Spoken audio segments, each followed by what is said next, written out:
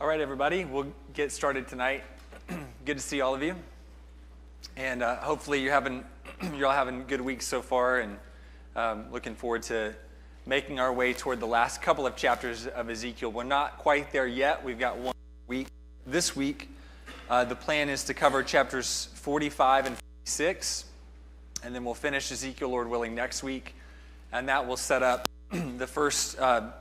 set up our study in Revelation for the second half of the year.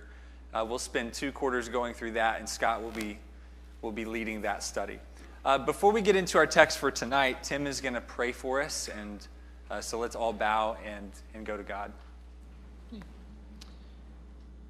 Our gracious Father, we're thankful for this evening and for the blessings of this day. Thank you for this opportunity to come to hear your word imparted as Ezekiel has recorded those things, and as Brother Taylor has prepared those things even tonight, so we can be able to benefit from the study, Father, and also appreciate how you dealt with individuals in the past, and also we know that you don't change, Father, and those ways that you are consistent and being able to deal even with your people even today. We ask each one that's here a blessing upon us as hearers, and help us always to do those things that would be pleasing to you, Father. And we're mindful of those that are unable to be with us tonight. Please care for them and bring them back at the next time that an opportunity that they may have. Bless Brother Taylor tonight as he has prepared those things for us, and we ask these things now through Jesus' name. Amen.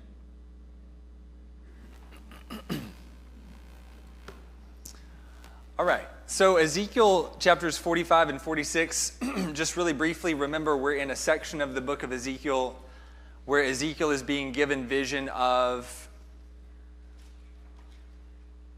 easiest question of the night, the temple. Very good. A vision of the temple, which in many ways is the perfect conclusion to the book of Ezekiel, because so much of the bulk of Ezekiel deals with the uncleanness of God's people, the defilement of God's people, specifically some very specific pictures of that related to the temple. And so back at the beginning of the book, chapter 10, we saw the glory of God leaving the temple. God is no longer with his people. Therefore, Jerusalem is really ripe for the taking, and that's ultimately why Nebuchadnezzar comes in and is able to take it.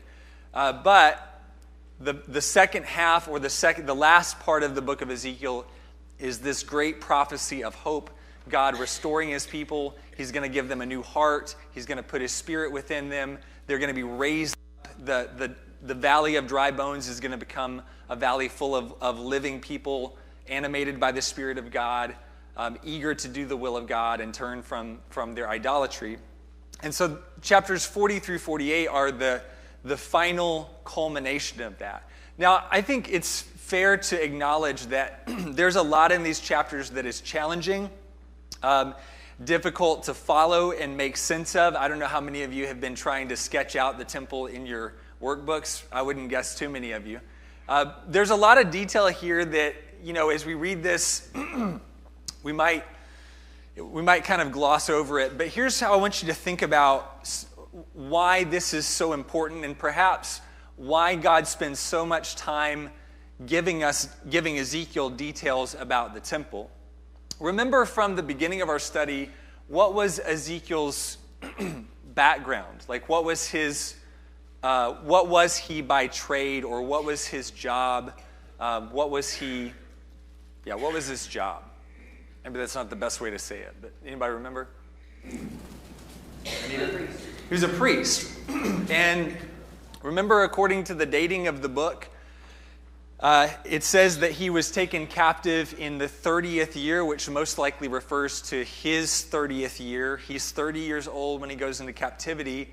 And remember that for a priest, that was a significant age, because that's when you would typically enter temple service or priestly service.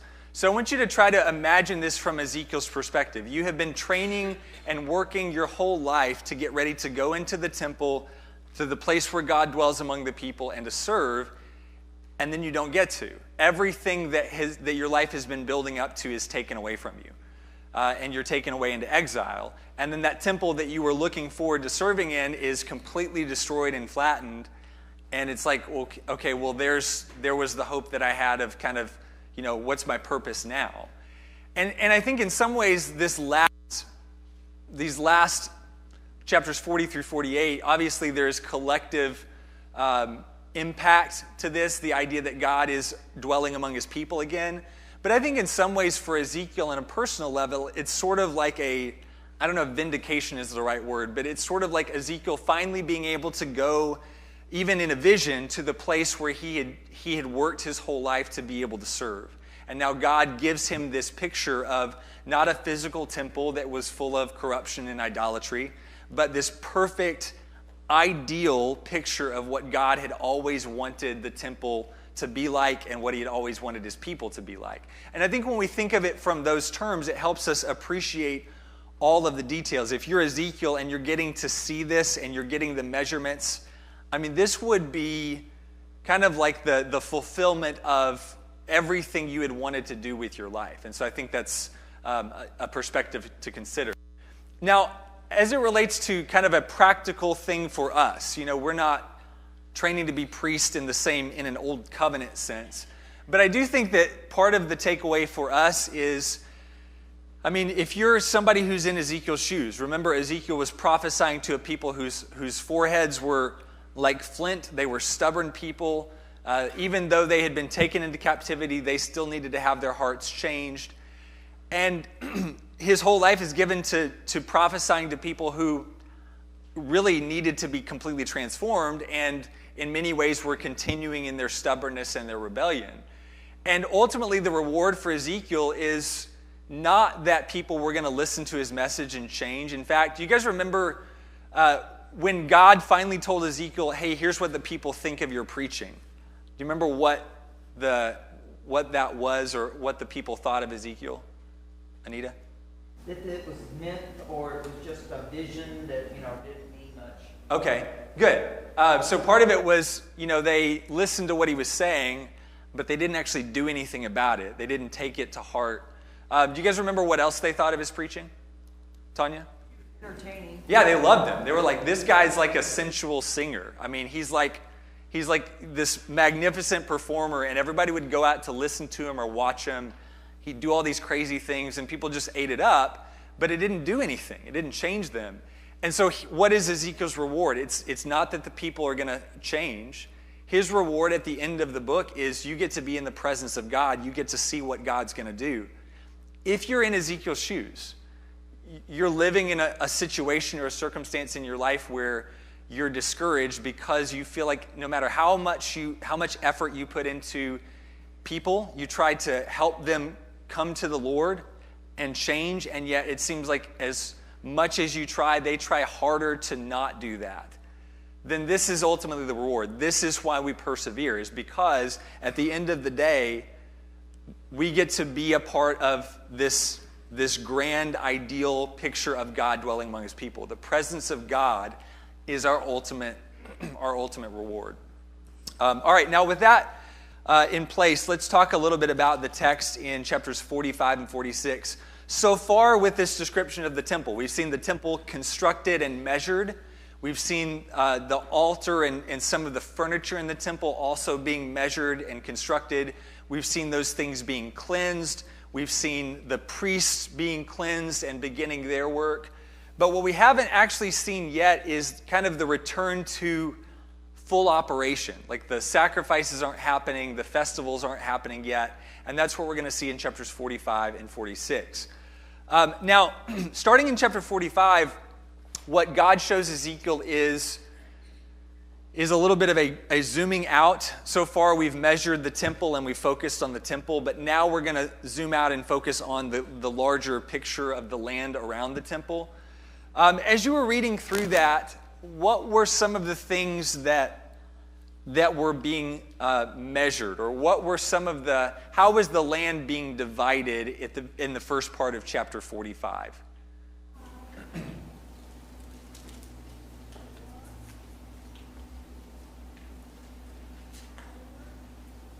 It was for the Lord. Okay. Set aside for Him. Okay, good. And again, think about this in terms of the contrast to what had been going on in Jerusalem, in Judah and Israel for centuries. This is really a restoration to the ideal. This is what Israel should have looked like that they had gotten away from. So, for starters, as the land is being divided, what you have is who's at the center of the land? God is. Like His place, His territory, the holy place, all of that is front and center. And remember, that's the same picture when you go back to Mount Sinai, when God gave instructions for the building of the tabernacle and the arrangement of the camp and the people. Remember, everything was arranged around the tabernacle in the middle of the camp. You had 3 tribes on each side of the tabernacle, but the tabernacle was the hub. It was the center of Israelite life. And that's always how God intended it. And that's, again, what you see reflected here. Now, as you get away from the middle, from the center, and from God being at the center in the holy place, what comes next? You got the holy place, and then as you leave the holy place, what's the next kind of territory that you would come into? Or to whom is it given? Yes, sir, Phil. The priests and the ones that are going to be working in the temple. Okay, good. So kind of an extension of what we've seen with a nation that has God as its center. The next closest people are going to be the ones who are involved in the service of God and the temple. Okay, very good. And then what happens? Or what territory comes next?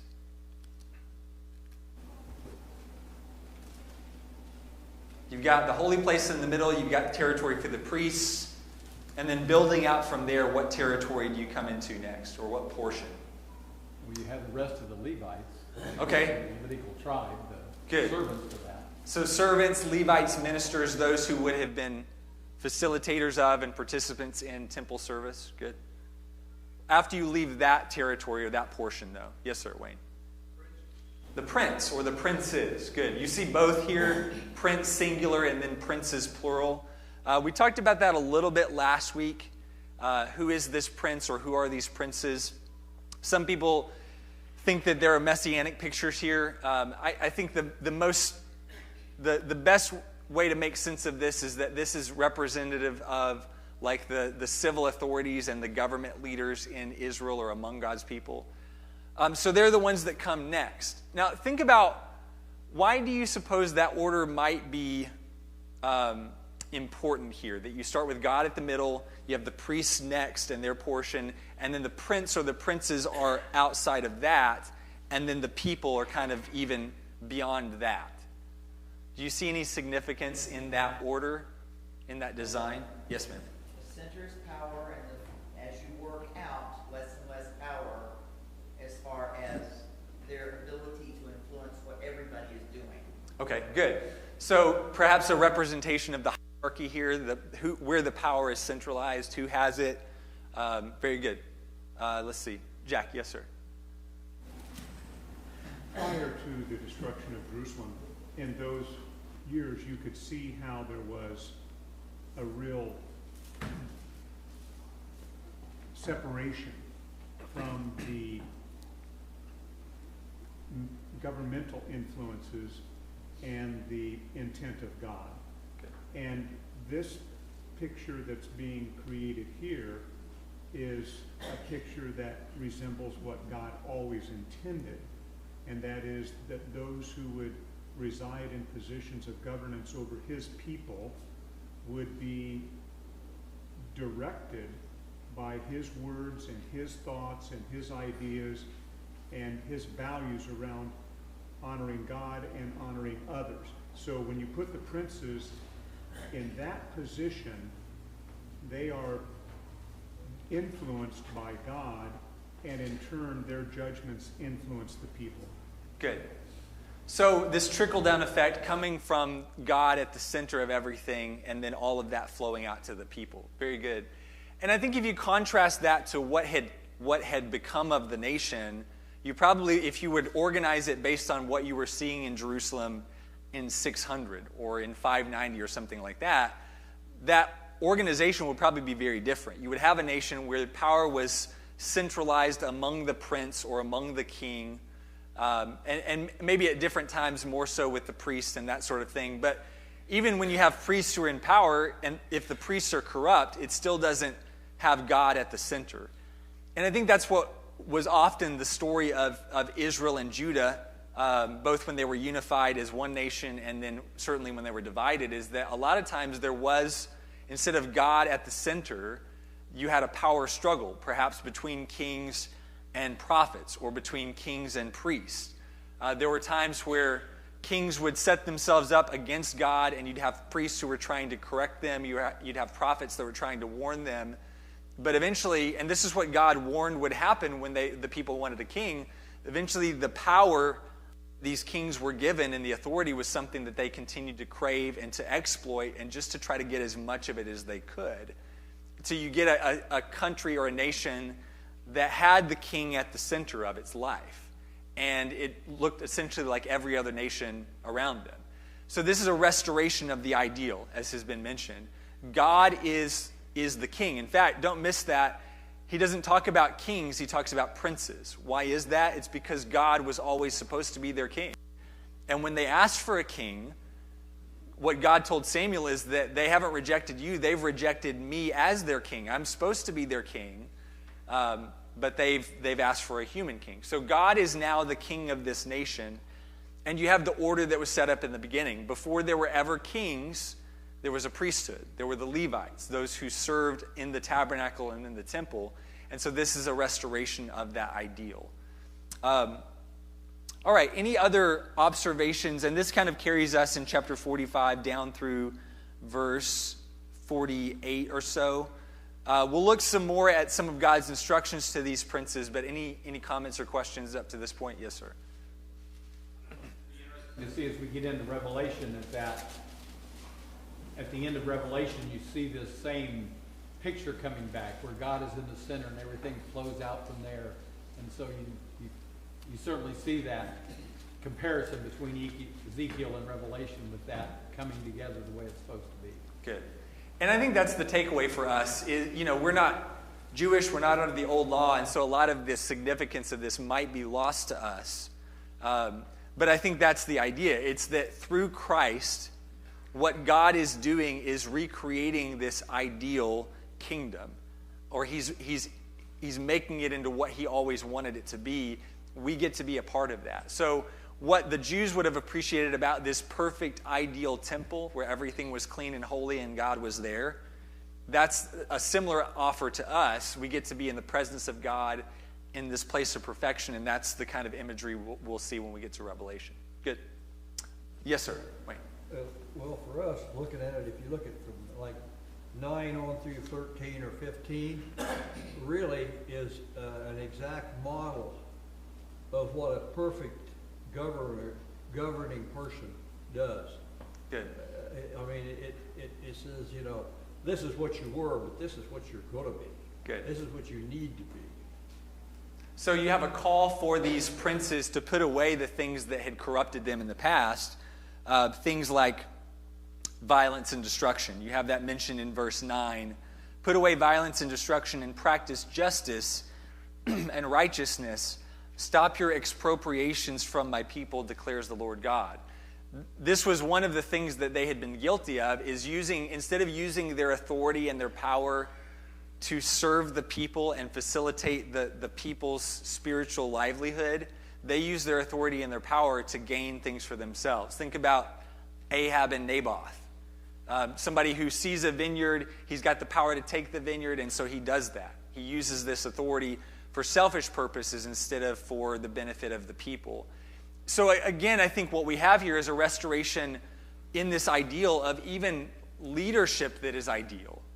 God's picture of leadership, and this is something that Jesus taught to his disciples, to the apostles, is that greatness in leadership does not come from lording authority over those underneath you. It comes from service. And that's what we're going to see in the princes. We see as the text goes on that resources are going to be brought to the princes or to the prince. But what the prince is going to do, rather than hoarding up those resources, he's going to take those resources and put them to the accomplishing of the sacrifices. So again, the use of this power and authority for the sanctification of the people. Somebody else have a hand up, a comment? Okay. All right. So, and then one other thing related to what Wayne mentioned is the restoration of honesty among the measurements in verses 10 and 11. The measurements weren't going to be corrupt. You weren't going to have officials who were going to cheat people out of their rightful portions, but instead there was going to be honesty there. All right, in verses 13 of chapter 45 down through the end of the chapter, what do we start to see next? Actually, verse 18 through the end of the chapter. After you have the restoration of some of the measurements and the restoration of some of the offerings, what starts to happen, or what do you see in verses 18 through 25?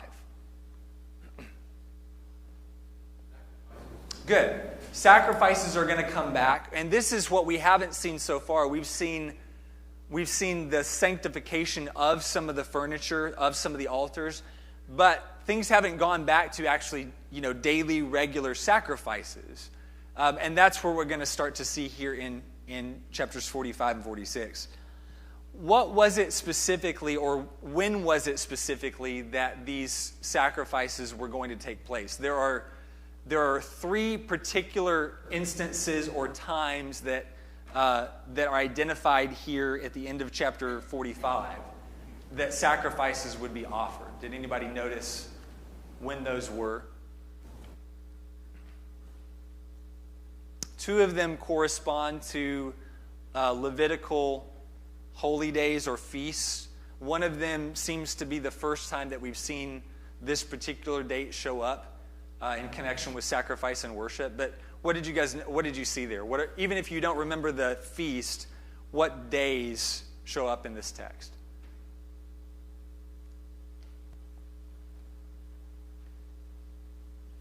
Verses 18 and 21 give us two of the specifics, and then verse 25 gives us the third. Good. Okay, so verse 21, the first month, the 14th day of the month, he specifically mentions this one by name. You have the Passover, the feast of 7 days, unleavened bread shall be eaten. So this was one of the most significant feasts of the year for the Israelites. It's going to be practiced here and reinstated or kind of observed in its perfect fulfillment. Good, that's one of them. What are the other two dates that are given? Okay, and that's the one that, as far as I'm aware, and you guys correct me if you know of something otherwise, there wasn't something by law that was given as a holy day or a feast on the first month of the first day. But essentially what it is kind of like a New Year's, the equivalent to like a New Year's feast of some kind. And then the last one in verse 25, the 7th month on the 15th day of the month. Does anybody remember what feast that was? And this is a little tricky because there were several that kind of happened close together. But 7th month, 15th day of the month. Yes, good. The Feast of Tabernacles or Feast of Booths. So it's the feast where the people, remembering that they had lived in tents during the Exodus, remembering that they didn't have a place, really a home in Egypt, it was a way of remembering that period of wandering in God's provision. They would live in tents or booths or tabernacles, depending on the translation, for this period of time as a part of the festival. It came shortly after the Day of Atonement, which was the 7th month on the 10th day, and the Feast of Trumpets, which was the 7th month on the first day of the month. So you kind of had two cycles of feasts, one that centered kind of primarily around the first month, and then one that centered around the 7th month. But here we see those being observed, and getting back to some of the following of these holy days and these special feasts. All right, that's chapter 45. Any comments or questions so far on anything from chapter 45 before we continue on? Yes, Phil. It appears to me from Exodus 12 that it's talking about the Passover, but the Feast of Unleavened Bread might be like on that first day, and then they have the Holy Assembly then, and then another Holy Assembly on the 14th day. So the two of them might still be tying in together to the idea of Passover. Okay. The Feast of Unleavened Bread being maybe the focus of the first one. Okay. The focus of the first. On 8, verse 18. Okay. First of the first. Because 14 days you have the other Holy Assembly specifically mentions Passover. Okay. Good. But I might be reading that too. So. Any other comments, questions? All right, chapter 46. What we're going to see in chapter 46 is moving from annual feasts to feasts that would have been a little more regular in their occurrence. Two of them are specifically identified in the first section of chapter 46. What were those two?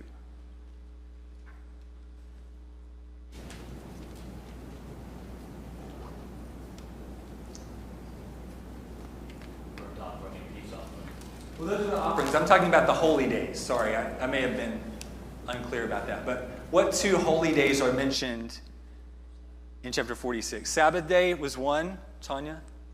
The other one was the new moon. Okay, the Sabbath day and the new moons. Remember, the Sabbath would have been a weekly occurrence. New moons, how often would those have been, you figure? Yeah, monthly. I assume that the lunar cycle operated then as it does today. So weekly observances, monthly observances. But remember, I mean, you go back to the old law, and for all the details, everything about that law was designed to center the people around God, around holiness, around His provision to make that possible. And so I think that's part of the significance of this, is you have a return to this society that's built around God. Everything about their calendar, everything about their daily and weekly and monthly and yearly offerings and schedules was designed to point them back to God. Now, you have a couple of interesting things that happen here in the practice of these sacrifices, and we'll spend a little bit of time looking at this. You have the prince who would be participating in these, and it mentions in chapter 46, verse 1, the gate of the inner court facing east shall be shut the 6 working days, but it shall be opened on the Sabbath day and opened on the day of the new moon. The prince shall enter by way of the porch of the gate from outside and stand by the post of the gate. Then the priest shall provide his burnt offering and his peace offerings, and he shall worship at the threshold of the gate and then go out. But the gate shall not be shut until the evening. So you have another mention of this east gate. Now, last week we looked at the east gate where the Lord came into the temple area and then it was shut and nobody could come in after him. I think that it seems like that's a different gate. Because if you go back to chapter 44, verse 1, let me just show you this really quickly. Chapter 44, verse 1 says, "Then he brought me back by way of the outer gate of the sanctuary, which faces the east, and it was shut. The Lord said to me, this gate shall be shut, it shall not be opened, and no one shall enter by it, for the Lord God of Israel has entered by it, therefore it shall be shut." It specifically mentions that was the outer eastern gate. Here in chapter 46, what's identified is the gate of the inner court that faces the east. So I'm assuming that this is a different gate from the one that God comes in that's shut, that nobody can go into. This one is opened on the Sabbath, and it says that the prince would come to the gate. He would come through the porch of the gate, stand by the post of the gate, and give his offering to the priests, who would then engage in the offering of the sacrifice. Of course, that's exactly what the picture was. You had the priests who were the ones who were allowed actually into the place of sacrifice, but all others had to keep some sort of distance from that particular part of the complex. Now, skip down to verse 8, and we'll notice some of the other details of this. When the prince enters, chapter 46, verse 8, when the prince enters, he shall go in by way of the porch of the gate and go out by the same way. But when the people of the land come before the Lord at the appointed feast, he who enters by way of the north gate to worship shall go out by way of the south gate, and he who enters by way of the south gate shall go out by way of the north gate. No one shall return by way of the gate by which he entered, but shall go straight out. When they go in, the prince shall go in among them, and when they go out, he shall go out. So you have, again, a very orderly procession. Now, I don't know if maybe you guys have some thoughts about the meaning of that or the significance of that. You know, if you came in, the priest would come in from the east, and he'd go out from the east. The people would come in either from the north and go out to the south, or they'd come in from the south and go out to the north. If you guys want to make a guess as to what that means, then by all means, I am all ears. But I think, again, what we have here is a picture of an orderly procession where all of the people are now engaged in the worship of God. These images of offering sacrifices, whether it was the burnt offering or the grain offering or the peace offering, I mean, when we see that in the Old Testament, I think part of what we should think about is our worship today under the New Covenant. Some of the things that we do on a regular basis to honor God. It's a picture of people who are finally restored to God, who are finally holy, and because of that, they're able to worship God. But only because everything else this provision has been made, their hearts have been cleansed, they've got a new spirit in them, all of those things are necessary for this to take place. Any comments or questions, anything anybody wants to ask about or add to that? Yes, sir, Phil. You said they were able to do it, but I think now they wanted to do it too. Good. And I think it's a different attitude, the new heart they have, that they want to do this, as opposed to it being a ritual or something that they had to do, et cetera, now they want to do it. Okay, good. So as an indication of that new heart, it does seem like this is something where there's a willingness on the part of the people. Everybody's kind of coming in, and God's not having to compel them. Ezekiel's not having to go and, kind of rebuke them for not keeping the feast or for doing it incorrectly. But now everybody's going to be engaged in this. Very good. Yes, sir, Bruce. I think also we see in the history of the kings that when the people got away from keeping the Sabbaths and keeping the Jubilee years and keeping the Passovers, that farther away they got from God, and this shows the importance of us even today being together. When we're not together, that distance becomes greater even with God, and so there's an importance of gathering for these things. Good. And to that point, I think what we see here in terms of the frequency or the regularity, it seems like there's a progression from chapters 45 to 46 in terms of the frequency. He starts with annual observances, and then he goes to the Sabbath and the new moon, the weekly and the monthly. But then when you get to, skip down to verse 13 of chapter 46. Chapter 46, verse 13, it says, "And you shall provide a lamb a year old without blemish for a burnt offering to the Lord daily. Morning by morning you shall provide it. Also you shall provide a grain offering with it morning by morning, a sixth of an ephah and a third of a hin of oil to moisten the fine flour, a grain offering to the Lord continually by a perpetual ordinance. Thus they shall provide the lamb, the grain offering, and the oil morning by morning for a continual burnt offering." So this is something that's going to be a regular occurrence, a continual or perpetual thing. And again, I think that's a picture that translates into what is God looking for in his people today. He's looking for people who have been sanctified, have been set apart, have embraced that call to be holiness, have allowed God to do that in our lives. And as a result, we are constantly given to the worship of God.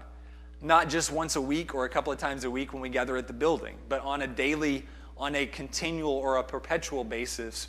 We're living lives that show worth and show honor to God by keeping the instructions and the statutes that he's given us as it relates to our daily living. Very good. Other comments, observations, questions up to this point? All right. We got just a few minutes left here. Let's just work through some of the other details of this. Notice verse 16. Let's read verses 16 through 18 of chapter 46. Thus says the Lord God, if the prince gives a gift out of his inheritance to any of his sons, it shall belong to his sons. It is their possession by inheritance. But if he gives a gift from his inheritance to one of his servants, it shall be until the year of liberty. Then it shall return to the prince.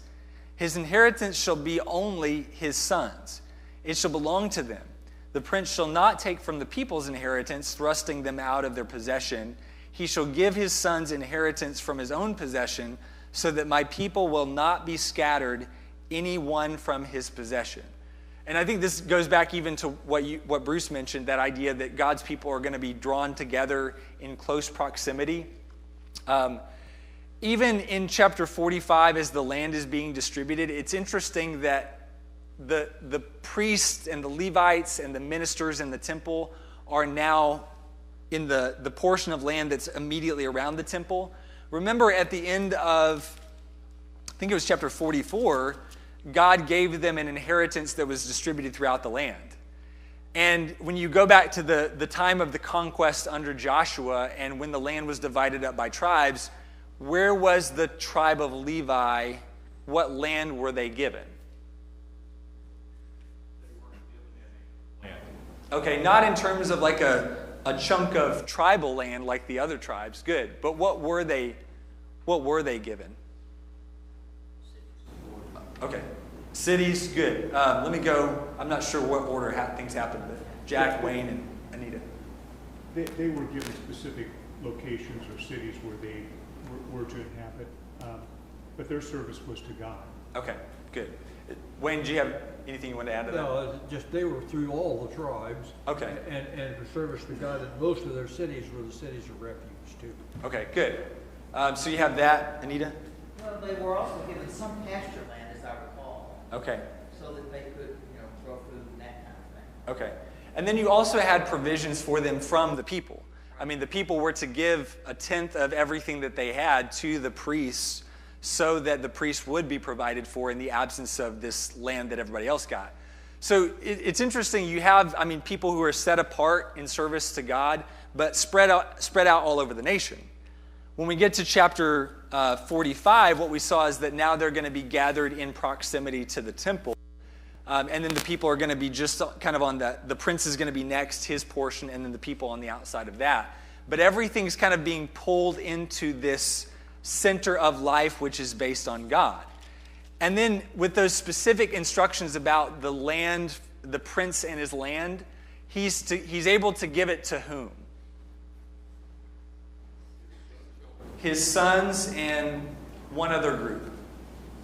Servants. The sons could keep it indefinitely.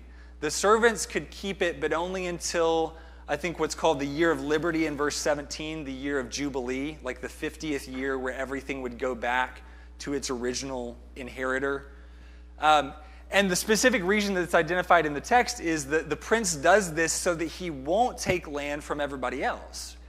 So in this ideal picture, God has given provision to everybody. Everybody gets a part of this, and it's not going to be taken away from them. Again, I think there are pictures of this in the New Testament. There are pictures of this in Revelation.